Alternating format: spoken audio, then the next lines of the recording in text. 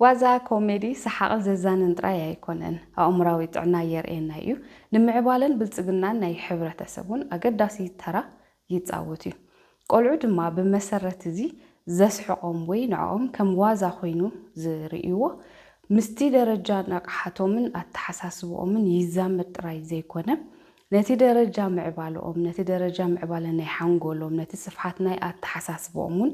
يتصلويو منجي سحقنا يدقنا منجي وازانا يدقنا انتاي مخانو كنفلت يقدسنا مخناتو مستي اتحساسبو من درجة معبالة ناي حنقولن ززامد سلازخونا نبين وطراي معكني عيكونن بقيقا خي تردوني مسكال بوزح نقرات توسيحو كن حاد خابتي معكني ناس لازخونا اتنهاتهم منجي انتاي مخانو مفلات يقدسنا ابناي لومي مدمنا دما وازا كوميدي مسقوانقوا زلوا متأسسار مسفحاتنا يأمرو زلوا متأسسار كميو كنرئينا كسع مودعتا بتصمونا كتاتولني بخبري يعدمكم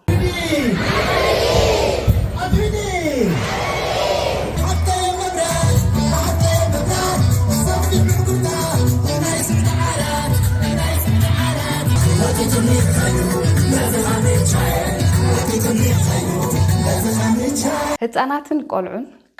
تاز تولدوا لعلت أتحيزون بزتفلالية أجابب مسانا مسولدهم ومسأليتهم يرادو ناتهم قانقاون اللوهم جيت تقليو بملكت بدمتي كاب عفهم ويكا زوجو زتفلالية دمتتات اللو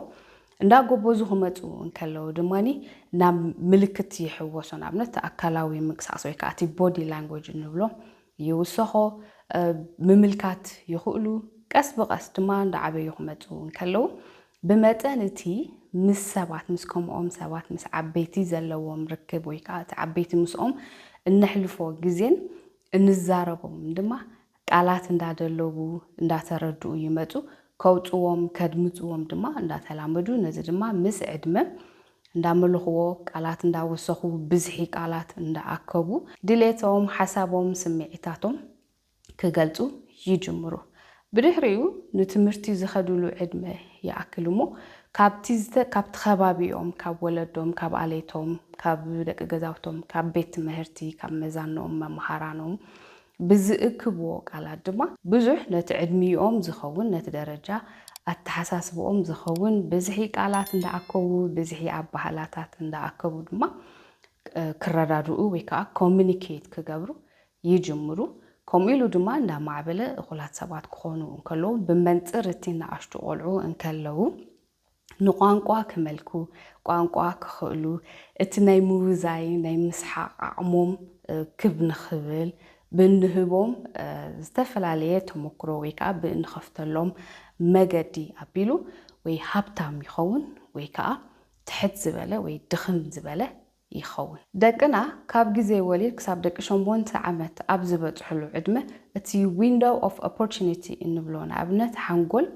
نبزح نجارات نبزح كإلتات ويكا نبزح عمتاتو كلل إلولو كمهارولو زخل مسرتاوي نجار كحزلو زخل جزي نزيد ما بتيقان قام مخال نابنت نتنا يتحسس بوم درجة أزيو يصفحوا تمرتي كردوم انتايو بحالولو انتايو خبوم زيد اللازلو اتزو وحابوم زلو تمهرتي انتايو كسامعو كردو كترقمو كسالاسلو بوو بيلو دمادي ابتنا اب امورهم نخخزنوون نخذكرون اتي بقعاتنا يقوانقوم ازيو اقداسيو حاد خابتنا زي بقعاتنا يقوانقوم قلل إلو كي كبدوم وياب حاد سرع نجر ويترر زبالا نجر اتيوم كمزلو كي تردوم كمهارول وزخولو أجاباب دما الناس حقا بوازا أبيلكا بتي كوميدي أبيلكا زخولو لي أبزي ولدي دكنا نخمي عينت كوميدي أمزك على عجن مفلات أزيو يقد سنة نابنت زالم كنا وتعزلا كله يو تبلنا يماي ناس كوميدي ترى تعزيبنا يا بتي نقولعو أب نجارات زلو فلليات ويكا زمساسل نجار كتمهر تفتن كنت أتعجبابو أنا أي قبولوني مخناتو اتي كوميدي ويكا اتقولعو نزي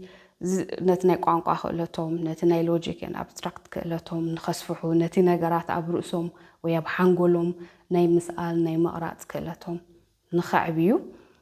እቲ ኣብኡ ዘሎ ዝጥቀመሉ ቃላት እቲ ኣብኡ ዘሎ ዝጥቀመሉ ቋንቋ ምናልባት በቲ ምንቅስቓስ ክስሕቁ ይኽእሉ ይኹን ወይ ክላገጡ ይኽእሉ ይኹን ምክንያቱ ኣዝዩ ዝተጋነነ ስለ ዝኾነ እቲ ዘለዎ ቃላት ግን ሓደ ነቲ ድሮ ክሳብ ደቂ 8 ዓመት ዝኣከብዎ ክሳብ ሽዑ ንብዙሕ ናይ ማይናስ ኮሜዲታት እንተራ ዘይርኦም ሃልዮም ዕድል ገይሮም ወይ ወለዲ ንቕሓት ሃሊና ካብኡ እንተራ ተኸላኺልና ኣለዎም ፀኒሕና እሞ ብዚ ዕድመ እዚ ኸነሪኦም እንተራ ጀሚርና ነዚ ብምሉእ ዝኣከብዎ በቲ ቋንቋ ኣብቲ ኮሜዲ ብዝርእይዎ ክትክእዎ ዘሎ ተኽእሎ ኣዝዩ ዓብዩ እቲ ኣብዚ ኮሜዲ ዘሎ ካብዛ ወፅያ ዘላ ሓዳሽ ኮሜዲ ጀሚርና ንድሕሪት ብፍላይ ኣብቲ ናይ ወዲ ሹቕ ብዝተፈላለየ ክፋላትን መልክዕን ንኡሳርእስትን ከውፃሉ ዝጀመረ ግዜ እንተራ ተመሊስና እቲ ዘለዎ ቃላት ከም ቃል ሓደ ትግርኛ እውን ኣይኮነን ንሕና ከዓ ንደቅና ቋንቋኦም ክኽእሉ ንኣብነሰይ ትግርኛ ክኽእሉ ዋላ ብዓዶም ዋላ ብኤርትራ ኮይኖም ቋንቋኦም ንክኽእሉ ንሰርሓሉ ኢና ሕጂ እቲ ቋንቋ ድኽም ዝበለ ኮይኑ ኢና ንሪኦ ኪንዎ ዘይሓሊፎም ድማ ብዝሒ ቃላት ክህልዎም ሓሳቦም ድሌቶም ብምሉእ ሓሳብ ንኽገልጹ ኣዝዮም እዮም ዝሽገሩስ ሕጂ እዚ እንተራ ናብዚ ከምዚ ዓይነት ኮሜዲ ሞሃ ቅልል ኢሉሎም ክመሃሩ ሓሲብና ነቃልዖም እንተዳ ሃሊና ነቲ ኣኪቦምዎ ዝነበሩ ነቲ ወለዲ ብዝተኸኣልና ፅዒርና ግዜ ሂብና ንኽኽእልዎ ዓቕምና ዘፍሰስናሉ ዘዳኸም እዩ መሰረቱ እቲ ቋንቋ እውን ኣይንኳይን ደቅና ንሕና እውን ትስሩዕ ቋንቋ ክንክእል ወይ በቲ ስሩዕ ቋንቋና ጌርና ድሌታትና ሓሳብና ስምዒትና ክንገልጥ ዘይንኽእል ኣዚና ብዙሓት ኢና ንኣብነት ደረቕ ትግርኛ እስኪ በልት ንስኺ ደረቕ ትግርኛ እስኪ ከመይ ኣይፈለጥኩን እስኪ ደረቕ ትግርኛ ካብ ደረቕ ትግርኛ ሕጂ ደረቕ ትግርኛ ከመይ እዩ መግለፂ የብሉና ትኾን ኣብ ፊልምታቱ ኣብቲ ኮሜዲ ማለት እዩ ማራይ ክሕጉሰካ ማዓት ከም ዝምሻሎ እቶም ደውፆም ቃላት ናይ ብሓቂ ድውፅዎም ገለታት ሕማመት እስቲ ክትሽርሸር እምበር ዝግጥም ይኮላ ሓለ እዚኣስ መንበር ኣይኮነትና 3 ዓመት ብዘይገበርኳ ተረጋጊኤ ከም ዘይገበርኩ ፈሊጠ 3 ዓመት ከም ዝወፅእ ፈሊጠ ምቕሳን ካብ መሰረቱ ካብቲ ናይ ኣገባብ ናይቲ ትምህርቲ ወይ ከዓ ካብቲ ኣገባብ ናይቲ ኣመሃህራ ኣትሒዝካ እውን ጌጋ ስለ ዘሎ ወይ ከዓ ብዙሕ ጎደሎ ነገር ስለ ዘሎ ካብዚ ጀሚርና ብድሕሪኡ ድማ እቲ ዝፀልወና ወይ ከዓ እቲ ንሪኦ ኣብ ሶሻል ሚድያ ንሪኦ ወይ ብዝተፈላለየ ናይ ማስ ሜድያ እንሪኦ እንከታተሎን ንስምዒትና ክንገልጥ ሓሳብና ክንህብ ወይ ሓሳብና ክንገልጥ ነቲ ሓሳብና ክንገልጠሉ ደሊና ዘለና ሰብ ብቕልል ዝበለ ብንጹር ቃላት ተጠቂምና ሙሉእ ሓሳብ ጌርና ክንገልጽ እውን ዘተባብዕ ኣይኮነን ስለዚ ኩሉ ግዜ ኣዚና ኢና ንሽገር ተመሊሶም ድማ ደቅና ንሕና ካብዚ ተበጊስና ነቲ ብሙሉእ ዘለና ድኽመታት ነቲ ብሙሉእ ኣብ ቋንቋና ዘለና ትሑት ዝኾነ ምልከት ኣወጊድና ንደቅና ክንምህር ከለና ድማ ከምዚ ዓይነት ናይ ማይናስ ኮሜዲታት ብፍላይ ብሙሉእ እንትን ወዲ ሹቕ ዝብላ ነዛ ሓዳሽ ወፅያ ዘላ ኩሉ ወዮ እትብል ሓዊስካ ነቲ ምልከት ናይ ቋንቋ ናይ ቆልዑ ጥራይ ዘይኮነ ዋላ ንናይ ዓበይቲ ዝደቁስ ዘውድቕ እዩ ኣብዚ ዝተሓናፈፀ ቃላት ካብ ገሊኡ ካብ ዓረብ ገሊኡ ካብ እንግሊሽ ገሊኡ ካብ ጥልያን ተሓናፊፁ ዝመፀ ቃላት እዩ ሕጂ ከምዚ ስላንግ ዋላ ኣይኮነን ሕጂ ንኣብነሲ ኣብ ቋንቋ እንግሊሽ ስላንግ ይጥቀሙ እዮም ኣብ ዝተፈላለየ ዕድመ መንእስያት ኮይኖም ዝመፁ ጀነሬሽናት ስላንግ ወይቶም ወለዶታት ወይ ናይ ደቂ ሹቕ ንብሎ ቋንቋታት ይጥቀሙ እዮም ሕጂ እዚ ቋንቋ ግን ንኣዝዩ ረቂቕ ዝኾነ ኣባህላታት ወይ ንኣዝዩ ረቂቕ ዝኾነ ስምዒታት ማዕረ ናብ ዲክሽነሪ ወይ ናብ መዝገበ ቃላት ዝኣትወሉ ቃላት ኣሎ ሕጂ ከምኡ ክንገብር ተዝሕግዘና እውን ሓደ ሓገዝ እዩ ማለት እዩ ሓደ ዓብ ነገር እዩ እዚ ግን ነቲ ድሮ እኹል ቃል ዘለና ድሮ እኹል ኣገላልፃን ኣባህላን ዘለና ንኹሉ ድሌትና ስምዒታትና ክገልፀልና ዝኽእል ሃብታም ዝኾነ ቋንቋ ምስ ቃላቱን ምስ ኩሉ ሓይሉን ብቕዓቱን እንከሎ ቃላት ሓዋዊስካ ወይ ፊደላት ሓናፊፅካ ካልእ ቃል ምፍጣር ስለ ዝኾነ ነቲ ሃብታም ቋንቋዊ ክእለት ዘዳኽም ወይ ከዓ ንኸይህልወና መገዲ ዝፀርግ እዩ حدا خابزين نزنا لوجيك أنا abstract نخلامدو ويكا نختبرو زحجزهم ناي كوميدي ستايل نابنت بايناسون ترى زي تجاجي ناي تعود خيلايكم كون جن ترى تجاجي أبزع كل ويو التبل كتكمل لازفتنا ستايل انتايو جاكستا بوزيشنز بحلالو حجز انتايو نخلت أنت أرزخونو نجارات أمتي حسي بلاقتي بكوميدي أبيلكاس تقلتهم نابنت حجي أبز كوميدي حد نو حزي نو حسابن أزي حتى أرسبن يمت حتى أرونا يكونتن جندحن بخم ونرد على حجي حد خابتي زي كبول حجي نايكن ناي نجارات ناي موكال عبش جرون على مخناتو ولا أبقولو حجز بخم أخرج وقنعديو أبتعدمتي خوينهم كنقلت اللهم بتجوب عجباب يكالدين بعلوس كله حتى زي العلي جندحن السن نقولي جديفنا حدا قد إن زبلون أزيو جزيف زبلون سبون يمت بقالات غيرو ولا أبتي فيديو كليب كم من رأيون ناي دخان هابتا من فللي ويكا أنتار نجار كرئي الناس يفتن حجي زي ستايل زي سيستم زي كينو مسحة حاليفو زدك أملو قالاتون كهبو مالو السومون نزي كزينوم ناس حاقو سلا زئكبو زلو كي تردوم بزحي قالاتون كأكبو سلا زخولو ببزحي دما بمتأنتي بزحي قالات زعكبو قلالي للوم دما بزح حساباتهم بنطر كقلتو نخخلو بقعتهم كيف نخبلو كحجزهم يجباي أبزع كل ويو ندبلون تن كلن عينات بودشوا زوات قالوا كم زي عينات حاك رخبو أي نرقنينا من الوقت عبيتو خوينا انتاي كبل ليلو ويكاني نايك قال وينينا بحالا يكيرو ويكانينا بحالا وكيلوس حدش قال يهبنا له كنردو خنا سلاسلو نخل نخول قالوا جن كفلاليو والاسي أي كلون يوم دابنت بتصبو كنت أملو إنكلنا أب حنت كرتون فيلم على ناي قلعو أب التبر حجي حدا عب سبعة يالو مستعبت حدا سبسي مسعبي وي نابت ناي إرجان جزي حبت زحن كله تأكلاتو زلواتو نابنت كم لبو خجوي كزلل أي كلون يوم حجي تقول عخا ناي نجرني إشتي عزي قلت فيه أزي وعي كله تعب نشتي قلعة كن نريو عينات بحرات ويتابات زوانا نيس لازم أمون قوتي نشتي مخانن أزي حعبي مخان ويكا أزي قفح زهونا نعدم فللي مهلاو زولو فلليات كردو يخليو أمون قو عابي مخانن عابي زي نشتي مخانن زمساسل نجاراتك كردو يخليو كينو زيدما نايزي تفلاليو سمعيتات التحساسباتات بزتفلاليو أبها هلاتات أبيلو كردو يخليهم حدي كم زي أب تبلناي كارتون حنتي كوميديا ويت فيلم نابنت ماينات كسر حالنا تزخ الناس نحسب لاقت مليو لاقت اللو مليو زسحق نجارات اللو كابت زرابا جمير كخبت من كساساتهم جمير كخبت زوسنو نجارات جميركا عابخون كاتن صبارهم سمعتات عابخون كزي تتصورهم نغرات نشتي كوينكا زي تردوهم نغرات نشتي كوينكا اقليل كاتريوم نغرات ويكا شلل تبلوم نغرات سمعتات مغلطنا سمعتات ግን አለው ሕጂ ወለዲ እቲ ምንጪ ናይ ደቅና ናይ ኮኦም ወይ ናይ ሰሓቆም ወይ ናይ ዋዝኦም ኣዝዩ የገድስና ይዝበልክሉ ምክንያት ቡ ኣቢሎም ብዙሕ ነገራት ስለዝማሃሩ ብፍላይ ኣብዚ ፍልልያትን ምምስሳል ናይ ነገራት أبز زامدلو جزء أتي مخناتاويان زخونلو وي مخناتاويان كون زجمرلو عدم أبزلولو اندام بلغو اندات ففو اندا خالو سلا زمتو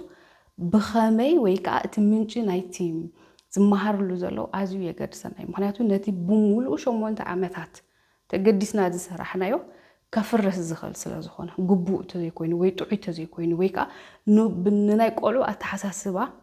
أب قمتي أتي وستسارحن ترى زي كوينو كعنون عبي تخلص اللو بزي بيلنا دما أتي أو نتقملو قالات نيوز زاربنا زولو زي ناي مايناس كوميديتات حجي تقالات نمنتاي حساوي كا نيناي سمعيت وي نيناي باهلا وي نيناي سيامه يغلط كم زولو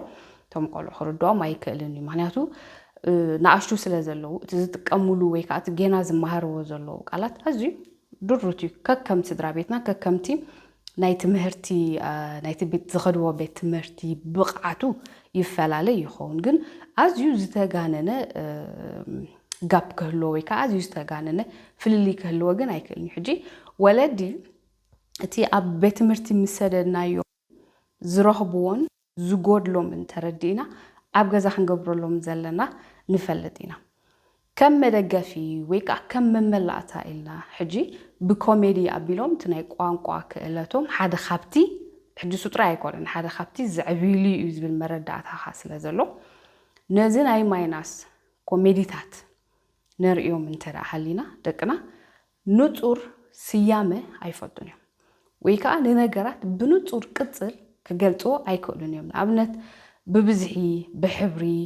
ብዕቤት ብምንዓስ ብበቃማምጣ ብንጹር ክገልጹ ኣይክእሉን እዮም ምክንያቱ ኣብዚ ኮሜዲታቱ ንኣብነት ኣብ ሓንቲ ካብተን ብዙሓት ናይ ወድሾ ዝተፈላለየ ብዙሓት ክፋላት ወፅያ ዘላ ብፃሕሊ ትብል ክፋል ዘላ ኣብ ሓደ ደቂቕ ዘይመልእ ግዜ 5 ግዜ ዝረብሕ ዘይብሉ ዝረብሕ ዘይብሉ ዝረብሕ ዘይብሉ ዝረብሕ ዘይብሉ ኣብ ዝተፈላለየ ሙሉእ ሓሳብ እንዳኣተወት ትደጋገም ሕጂ ቆልዑ ነዚ ቃል እዚ ደጋጊሞም ክሰምዕዎ ከለዉ እንዳተኸዘነ ይመጽእ ሕጂ እዛ ቃል ኣብ ውሕድ ደቃይቕ ብዙሕ ግዜ ስለ ትደጋገሚ ኣምፅያ ኣብ ገለ ክፋል ናይዛ ቪድዮ ዘይንፈልጦም ዝተሓናፈፁ መበቆሎም ዘይፍለጥ ወይ ከዓ ካብ ካልኦት ቋንቋታት ተሓናፊፆም ዝመፁ ብዙሓት ቃላት ኣለዉ ቆልዑ ነዞም ቃላት እዚኦም ደጋጊሞም ምስ ሰምዕዎም ሓሳቦም ድሌቶም ስምዒቶም ክገልጹ እንከለዉ ንነገራት ስያመ ክህብዎም እንከለዉ ወይ ንነገራት ክገልጽዎም እንከለዉ ቅጽል ተጠቂሞም ክገልጽዎም እንከለውስ እንታይ እዮም ዝጥቀሙ ነቲ ዝሰምዑ እዮም ዝጥቀሙ ምክንያቱ ሓንጎል use it or lose it ዝብል ቴክኒክ ኣለዎ ነቲ ብተደጋጋሚ ዝሰምዖ ብተደጋጋሚ ዝረኽቦ ሓበሬታ ወይ ብተደጋጋሚ ዝረኽቦ መልእኽቲ ዝበዝሕ ይጥቀመሉ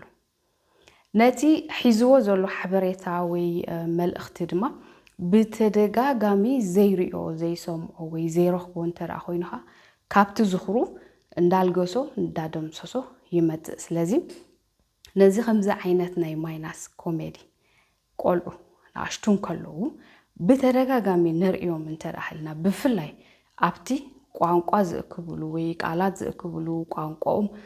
ዘዕብይሉ ኣብዚ ሃለዉ ይሃለዉ ዋላ ትግርኛ ቆርጠምጠም ኢሎም ዝዛረቡ ይኹኑ ብመጠን እቲ ነዚ ከምዚ ዓይነት ኮሜዲ ስለ ዝኾነ ነቲ ቋንቋውን ስለ ዘዕብዮ ስለ ዘዘናግዖም ስለ ዘዛንዮም ክሰምዕዎ እንከለዉ እቲ ሓንጎል ብመጠን እቲ ዝሰምዖ ብዝሒ ነቲ ዝሰምዖ ዘሎ እዩ ዝእክብ ነቲ ብብዝሒ ዘይሰምዖ ድማ እንዳገደፎ እንዳረስዖ ይመጽእ ስለዚ ቆልዑ ኣብቲ ብእሩም ክዛረቡ ደልዮም ግዜ ክዛረቡ ይክእሉን ወይ ንሓደ ነገር ክገልጽዎ እንከለዉ በቲ ብተደጋጋሚ ዝሰምዕዎ ዘለዉ ቃላት ዳ እምበር በቲ ብስሩዕ ኣገባብ ዝተምሃርዎ ክገልጽዎ ኣዝዮም ይሽገሩ ምክንያቱ ሓንጎል ካብቲ ዝኽሪ ኣልጊስዎ ስለ ዘሎ ወይ ከዓ ደምሲስዎ ስለ ዘሎ ፈቲሾም ዋላ ሓሲቦም ዋላ ክረኽብዎ ኣይክእሉን እዮም ኣብቲ ብግቡእ ክንርድኦም ዘለና ኣብቲ ብግቡእ ድሌቶም ስምዒቶም ሓሳቦም ገሊፆም ክንርዳኣሎም ኣብ ንኽእል ዕድመ ዋላ ይሃልዉ እቲ ዘለዎም ናይ ቋንቋ ብቕዓት ኣዝዩ ድኹም እንተደኣ ኮይኑ ነዚ ኩሉ ዝደልይዎ ዘለዉ ነገራት ወይ ከዓ ነቲ ስምዒታቶም ወይ ነቲ ንሕና ክንገብረሎም እንኽእል ቀሊል እንከለዉ ሰኣን ምርዳእና ዘይምስማዕ ወይ ከዓ ዘይምርዳእ ክፍጠር ይኽእል እዩ ብኡ ቢሉ ድማ እቲ ኣብ መንጎ ውሉድን ወላድን ዘሎ ምርኻብ ኣብ መንጎ ውሉድን ወላድን ዘሎ ናይ ምርድዳእ መንፈስ እቲ ኣብ መንጎን ውሉድን ወላድን ክህሉ ኣለዎ ንብሎ ቅርርብ ዘይክህሉ ይኽእል እዩ ቋንቋን ዋዛ ወይ ከዓ ቋንቋን ኮሜድን ነናሓድሕዱ እንዳተመላለአን እንዳተደጋገፈን ብሓደ ዝኸይድ ካብ ኮነ ወለዲ ደቅና እቲ ዘለዎም ቋንቋ ኣዝዩ ሃብታም ክኸውን ማዕረ እዩ ድማ እቲ ናቶም ናይ ኮሜዲ ምርዳእ ወይ ከዓ ኮሜድያን ንባዕሎም ናይ ሙኻን ተዋዘይቲ ናይ ሙኻን ኣቕሞምን ነቲ ቋንቋኦም ተመሊሱ ስለ ዘዕብዮን ዘደንፍዑ ነቲ ተሓሳስቦምን ስለ ዘስፍሖ ወይ ከዓ እቲ ናቶም ኮሚክ ሰንስ ስፍሕ ዝበለ ዕብይ ዝበለ ንክኸውን ክልቲኡ ኣብ ነናሓድሕዱ ዝህቦ ወይ ከዓ ብነንሓድሕዱ ዝደጋገፎ ዓብ ባይታ ከም ዘለዎም ምርዳእ የድልየና ካልእ ተወሳኺ ቋንቋታት ብዓለም ደረጃ ዝዝረቡ ቋንቋታት ንኽመልኩ መሰረቱ እቲ ናይ ኣዲ ቋንቋ ኣዝዩ ሓጋዝን ደጋፍን ምዃኑ ተረዲእና ወለዲ ደቅና ምልከት ናይቲ ዝዛረብዎ ዘለዉ ቋንቋ ክህልዎም ብኣዝዩ ሃብታም ዝኾነ ኣገባብ ኣዘራርባ ሃብታም ዝኾነ ቃላት ሓልይዎም ሃብታም ዝኾነ ሙሉእ ሓሳባትን ቅጽልን ገይሮም ንኽዛረቡ ክንሕግዞም ይግባአና እዩ ጥቕሚ ናይ ቋንቋ እንተስተረዲእዎ እንተስከይተረድኡን ማይናቱን ኣብ ሓንቲ ካብተን ኣብ ናይ ወዲ ሹቕ ኢሉ ዝሰርሕን ቪድዮታት ገሊፅዎ ኣሎ ريخ سلام رخيبنا أتا قانقا خميدي تقم تفلد يا قانقا خميدي دراداك قانقا ما يكوي دستيكا بكا اتكال زفترو ጸገም ድማ ቆልዑ ነቲ ዝደልይዎ ዘሎ ንድሌታቶም ስምዒታቶም ክገልጹ እንከሎ ብሙሉእ ሓሳብ ገይሮም ክገልጽዎ ኣይክእሉን ምክንያቱ መሰረት ናይ ሓደ ሙሉእ ሓሳብ ቃል እዩ ቃላት ዘይብሎም ቆልዑ ከዓ ብሙሉእ ሓሳብ ገይሮም ድሌታቶም ስምዒቶም ክንኸረድኡ ይሽገሩ ስለዚ ካብዚ ናይ ማይናስ ኮሜዲታት ድማ ቆልዑ ሃብታም ዝኾነ ቃል ክእክቡ ስለ ዘይክእሉ ብግቡእ ኣገባብ ብንጹር ኣገባብ ብሉጥ ኣገባብ ሙሉእ ሓሳባት ተጠቂሞም ሓሳቦም ወይ ድሌቶም ወይ ስምዒታቶም ክገልጹ ይብድሆም እቲ ናይ ማይናስ ጥራሕ ኣይኮነን ነዚ ከም ሓደ መበገሲ ወይ ከዓ ከም ሓደ ፋክተር ወይ ማይናስ በይኑ ዝስከሙ ሓላፍነት ጥራይ ኣይኮነን ብዓብዩ እቲ ናይ ስርዓተ ትምህርቲ ኣካይዳ ጸገም ኣለዎ ብኻልእ መዳይ ነዚ ኮሜዲ ዘይሰማዕሉ ድማ እቲ ናይ ኣካላዊ ምንቅስቓስ ወይ ከዓ ብኣካላዊ ምንቅስቓስ ጌርና ስምዒትና ድሌትና ክንገልጽ እንከለና እዚ ቦዲ ላንጉዌጅ ንብሎ ማለት እዩ ቦዲ ላንጉዌጅ ወይ ከዓ እቲ ኣካላዊ ምንቅስቓስ ኣካል ናይቲ ቋንቋ እዩ ንኣብነት ሓደ ካብኡ እቲ ዓይኒ ንዓይኒ ተጋጢምካ ክትዛረብ እንከለኻ ኣካል ናይቲ ቋንቋ እዩ ነቲ ክትብሎ ደሊኻ ዘለኻ ነቲ ከተብፅሖ ደሊኻ ዘለኻ መልእኽቲ ወይ ሓሳብ ክትገልጾ እንከለኻ ቆልዑ ካብቲ ንኡስ ዕድሚኦም ኣትሒዝና ዓይኒ ንዓይኒ እንዳጠመቱ ንኽገልጽዎ ንኽብልዎ ከነለማምዶም ሓደ ካብቲ ክንገብሮ ዘለና እዩ ሕጂ ነዚ ኮሜዲታት ናይ ማይናስ ተጠቂምና ወይ ከዓ ዋላ ከም መምሃሪ ኣይንጠቐመሉ ከም መዘናግዒ ከም መሕለፊ ግዜ ከም ናይ ሰሓዕ ንጥቀመሉ እንተራሃልና እቲ ብብዝሒ ኣብኡ ዘሎ ኣካላዊ ምንቅስቓስ እንተራ ኣስተብዒልናሉ እቲ ዝበዝሕ ዓይኒ ንዓይኒ እንዳተጋጠሙ ክዛረብሉ ኣዝዩ ውሑድ እዩ ዝበዝሕ ንሪኦ ደኒኖም ፀጉሮም እንዳጠወዩ ወይ ፀጉሮም እንዳጠቆለሉ ኣሎ ወይ ከዓ እቲ ዝዛረቦም ዘሎ ሰብ ንኣብነት ኣብ ቅድሚኦም ኣብ ፊቶም እንከሎ ኣንፈቶም ንየማን ወይ ከዓ ንፀጋም ገይሮም ግን ይዛረቡ ወይ ከዓ ትደልይዎ ዘለዎ መልእኽትስ የመሓላልፉ ካብኡ ሓሊፉ ድማ ከም ስታይል ድዩ ወይ ከም ናይ ስእሊ ለውጢ ተባሂሉ ዝግበር ወይ ኮነል ኢሉ ዝገብሮ ኣይርዳእንን ወይ ምክንያቱ ኣይፈልጦም ሕቆን ሕቆ ተዋሂቦም ክዘራረቡ ከዓ ብብዝሒ ንርኢ ወይ ከዓ ኣንፈቶም ናብ ሓደ ወገን ኮይኑ ግን ከይተጠማመቱ ዓይኒ ንዓይኒ ከይተጋጠሙ ክዘራረቡ እንሪእሉ ትርኢታት ወይ ቅልዓትካ ኣዝዩ ብዙሕ እዩ ዳርጋ ብቲ መብዛሕትኡ እውን ዝጥቀመሉ ዓይነት ቅዲ እዩ ሕጂ እዚ ንቆልዑ ከይተረድኦም ብብዝሒ ዝርእይዎ እንተረኣ ኮይኖም ንኽሰርጥ ወይ ንኸተግብሮ ወይ ንኽደግምዎ ይደፋፍኦም ምዚ ዝተሓሓዝ ድማ እቲ ዘለውን እቲ ዘርእይዎ ዘሎ ኣብ ገጾም ኣብ ክሳዶም ኣብ ኣእዳዎም ዘሎ ምንቅስቓስ ነቲ ድሌቶም ነቲ ሓሳብ ወይ ከዓ ነቲ መልእኽቶም ብግቡእ ዝገልጽ ኣይኮነን ወይ ኣዝዩ ዝተጋነነ እዩ ወይ ከዓ ካብ ምሒር ዝተጋነነ ምዃኑ ነቲ ሓሳባት እውን ከየስተብሃልካሉ ንኽትሓልፍ ዝደፋፍኣካ ትርኢታት ኣዝዩ ብዙሕ እዩ ስለዚ ቆልዑ ድሌቶም ሓሳብ ዝገልጹ እንከለዉ ብፍላይ ኣብ ገለ እዋን ምስቲ ኣካላዊ ምንቅስቓስ ኣወሃሂዶም ክገልጽዎ ኣብ ዘድልዮም ግዜ ወይ እውን ከይተዛረቡ በቲ ኣካላዊ ምንቅስቓስ ምልክታት ገይሮም ከረድኡ ኣብ ዝድለ ግዜ ብክልቲኡ ወገን ንቆልዑ ሓጋዚ ስለ ዝኾነ ነቲ ድሌታቶም ስምዒቶም ንኽገልጹ ብፍላይ ምስ ቋንቋ ሓዊሶም ክገብርዎም ከለውን ኣገዳሲ ስለ ዝኾነ እዚ ወይ ዘይተደለየ ኣድህቦ እዩ ዘስዕበሎም ወይ ከዓ እቲ ክረኽብዎ ዝግባእ ኣድህቦ ንኸይረኽቡ ከዓ ይዕንቅፆም እዩ ንኣብነት ክንደይ ቆልዑ ነዚ ናይ ማይናስ ቅዲ ኣዘራርባ ካብቲ ቃላቱ ካብቲ ምንቅስቓስ ናይ ኣካላቱ ኣብ ገፁ ዘሎ ምልክታት ምንቅስቓስ ናይ ክሳዱ ናይ ኢዱ ዘሎ ልክዕ ከምቲ ዘለዎ ዝደግምዎ ዝኽእልዎ ከም ናቶም ቅዲ ከም ናቶም ስታይል ሒዞም ዋላ ብቲ መዓልታዊ ሂወቶም ንጥፈታቶም ዘተግብርዎ ቆልዑ ብዙሓት ርኢና ኣለና ብዙሓት ብዝተፈላለየ ምክንያትን ኣገባብን ብግቡእን ብዘይግቡእን ኣገባብ ተሳኢሎም ፖስት ዝኾኑን ኣዝዮም ብዙሓት እዮም ዝበዝሓና ኻባና እውን ብዓይንና ዘጋጠመና ወይ ከዓ ብዓይንና ዝረኣናዮን ኣለና ሕጂ ዞም ቆልዑ እዚኦም እቲ ብዝተጋነነ ኣገባብን መልክዕን ዝገብርዎ ዘለዉ ምንቅስቓስ ብምርኣይ ጥራይ ነቶም ቆልዑ ቀልጢፍና ናብ ምፍራድ ኢና ንኣቱ ስነ ስርዓት ዘይብሎም ዘይተቐጥዑ ወይ ኣደብ ዘይብሎም ጌርና ንሓስቦም እሞኒ ሽዑ ኣብ ክንዲ ከም ቆልዑ ንሪኦም ወይ ከም ናይ ቆልዑ ኣተሓዛ ጌርና እንሕዞም ከም ናይ ዓበይቲ ኣተሓዛ ጌርና እንሕዞም ወይ ከዓ እቲ ዝኸፍእ ኻኒ ከም መዘናግዒ ከም ናህና መላገፂ ንጥቀመሎ ማለት እዩ ምክንያቱ ናይ ዝበዝሑ ቆልዑ ኣብዚ ሶሻል ሜድያ ተሳኢሉ ፖስት ኮይኑ ዘሎ ጌጋ ክለኣለይ ብፍቓዶም ኣይመስለንን ንኽንዘናጋዕ ንግዜ ኸነሕልፍ ወይ ከዓ እቲ ዝገብሮ ዘለዉ ምንቅስቓስ ካብቲ ቆልዑ ምዃኖም ክንሪኤሉ እንኽእል ዓይኒ ወይ ኣተሓሳስባ ውፅ ኢልና ከም ዓበይቲ ንሪኦም ስለ ዘለና ከም ተራ ነገር ወሲድናስ ንስእሎም ካብቲ ምስኣላት ሒዝካ እውን ብፍቓዶም ድዩ እውን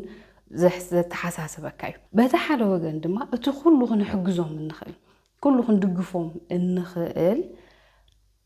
ዘይክንግደሰሎም ንኽእል ኢና ምክንያቱ ድሮ ኣብ ልዕሊኦም ሲ ሓደ መረዳእታ ወይ ብጌጋ ዝወሰድናዮ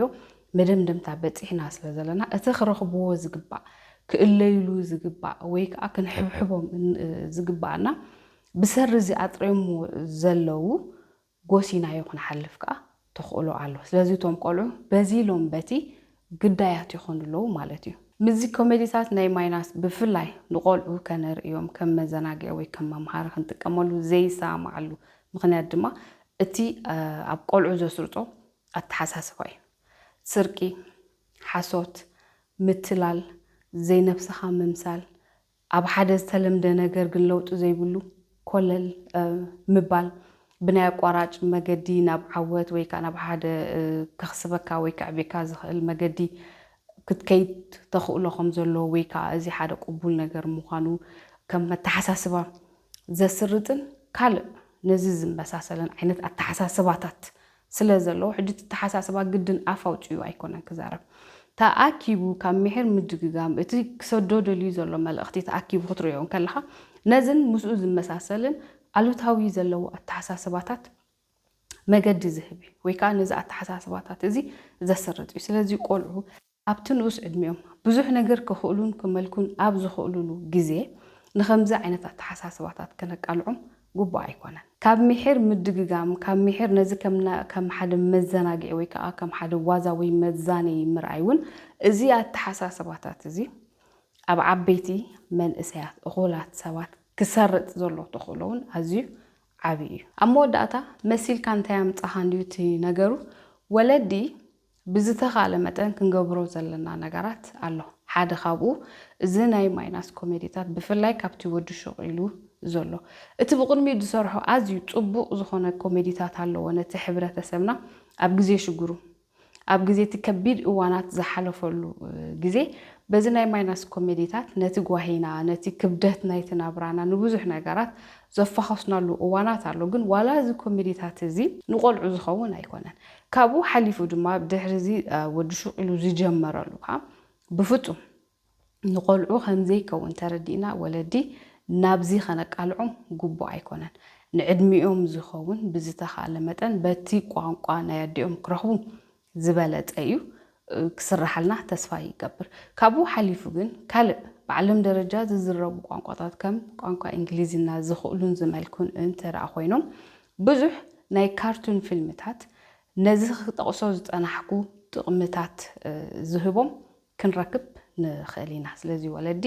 ካብ ከምዚ ዓይነት ዝጓዳእ ናይ ማይናስን ካልእ ንዕኡ ዝመሳሰል ብዝተፈላለየ ቋንቋ ኣብ ዝተፈላለየ ዓድታት ዝስራሕ ክንከላኸለሎምን ክንኣልዮምን ሓላፍነትና እዩ ካልኣይ ዝበዝሕ ግዜ እዚ ናይ ማይናስ ኮሜዲታት ምስ ወፀ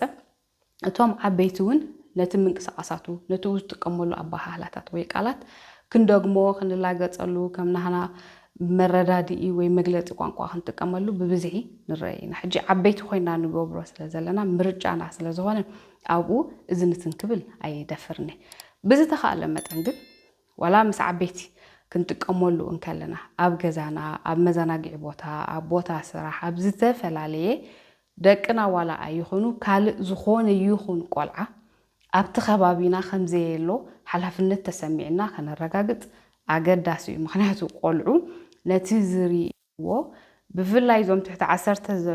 10 ዓመት ዝዕድሚኦም ቆልዑ ንዝኾነ ዝሪእውን ዝሰምዑውን ቆብ ኣቢልካ ናይ መሓዝ ዓቕሞም ኣዝዩ ልዑል እዩ ኣብ መወዳእታ ሓፃር መልእኽቲ ንማይናስ ትኸውን ኣላትኒ ብዝተኻእለ መጠን ነዚ ቪድዮ ሼር እንዳገበርኩም ከተብፅሕሉ እንተረኣኺልኩም ደስ ይብለኒ ማይናስ በቲ ናይ ምውዛይ ክእለቱ ናይ ኮሜዲ ክእለቱ ናይ ፈጠራ ብቕዓቱ ሓደ ካብቶም ኣዝዩ ደስ ዝብለንን ዘድንቑን እዩ ካብዚ ዝህበና ዘሎ ወይ ካብዚ ዝሰርሓልና ዘሎ ወይ ዘፍርዮ ዘሎ ናይ ኮሜዲ ፍርያት ብፍላይ ካብቲ ናይ ወድሾ ኢሉ ካብ ዝጅምር ክሳብዛ ዝሓለፈ ሰሙን ቀረባ ግዜ ወፅያ ዘላ ኩሉ ወዮ እትብል ግን ካብኡ ነቲ ቆስና ዝፍውስ ንህይወት ሚዛን ዝፈጥረልና ሽግርና ዘፋኹሰልና ነተሓሳስባና ዝፍሕ ነቲ ዓቢትና ንእስነትና እንናፍቆ ወይ ከዓ ተመሊስና ከም እንደገና ብመልክዕ እቲ ኮሜዲታቱ ከም እንደገና እንነብረሉ ዓይነት ብቕዓት ዘለዎ ኮሜዲታት ክሰርሓልና ይምሕፀን ፅኒልኩም ስለ ዝሰማዕኹምኒ ኣዝየ የመስግነኩም ኣብ ዝመፅእ እዋን ብኻልእ ኣርእስቲ ብኻልእ ቪድዮ ክሳብ ንራኸብ ሰላም ንኹልና